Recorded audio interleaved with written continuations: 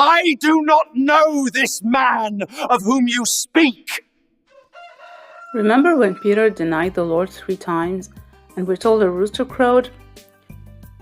Well, you've probably heard by now 2 theories spreading in the church that this was not a rooster at all, but a man called a temple crier who served as a rooster, or that this was in fact a Roman bugle. We're here to refute both these theories. Rise up, O priests, to your service, and Levites to your platform, and Israelites to your posts. Let's start with the claim that this could not have been a real rooster, but a man called a temple crier who served as a rooster because these were forbidden in Jerusalem. The claim that chickens were banned in Jerusalem comes from the Mishnah, or the Jewish oral law, which states, "One may not raise chickens in Jerusalem."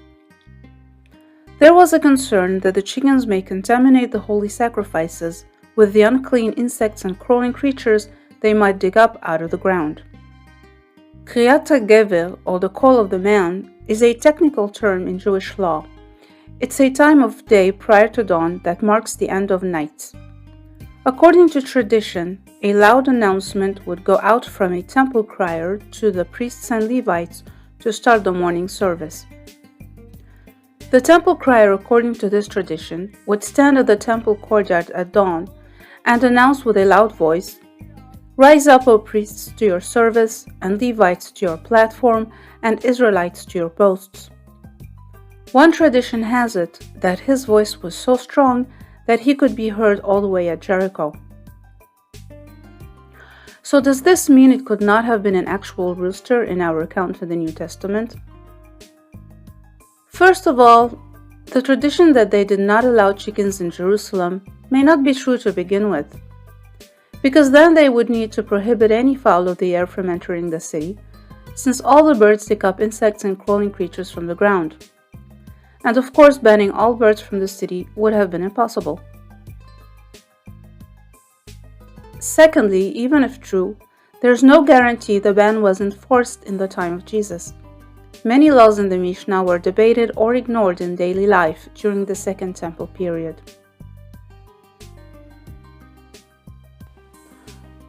Thirdly, even if it was enforced, it would be for the Jews. The Roman soldiers could still raise chicken. The trial of Jesus took place at the palace of the high priest, and later near the Roman Praetorium. These were elite and official areas where Roman presence was high, and Roman soldiers were not bound by the Mishnah.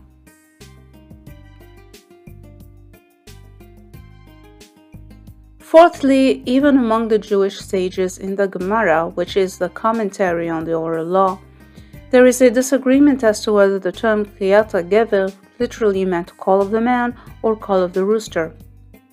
What is Kri'at Hagever? Rav said call of the man. Rabbi Shila said call of the rooster. This effectively neutralizes the "it was definitely a man" argument. But the biggest clue that we have is in the accounts of Mark and Luke of Peter's denials. From Mark's account, we learn that the rooster crowed at least twice.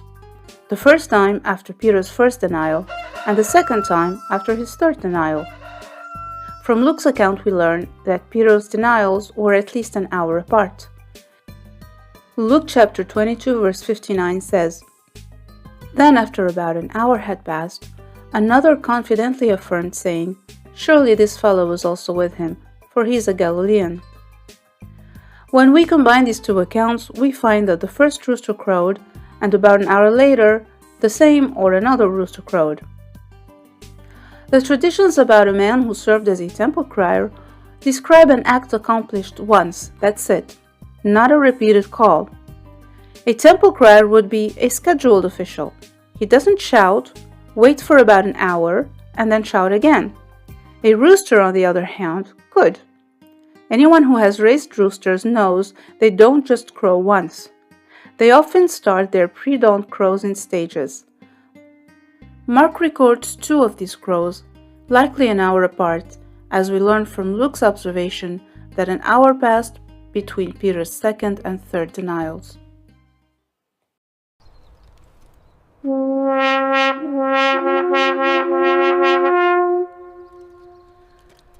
Now let's examine the claim that our account in the New Testament uses the term cockcrow, and that it likely referred to the Roman time called third watch, or cockcrow, or in Latin gallicinium. A bugle called buccina sounded to announce the beginning of the third watch, and the claim is that that's the sound that was heard. First, if you were to examine the Greek of the New Testament, you'll find that in describing this account in all four Gospels, the authors always used the form "the cock crowed" and not the noun "cockcrow."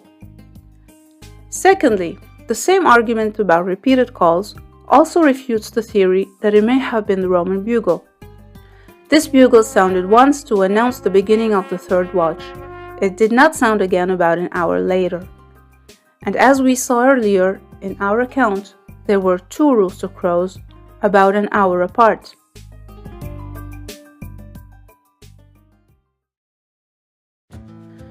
So to sum it up, was it a bird or a man or a bugle? The evidence points to a literal rooster, but the message remains the same. This crowing of the rooster became a symbol of the humbling of Peter's pride to begin his restoration and the love of the Lord even through Peter's failure. The next time you see a rooster in a nativity or a passion painting, don't just see a bird. See God's faithfulness and grace that meet us even at our lowest point.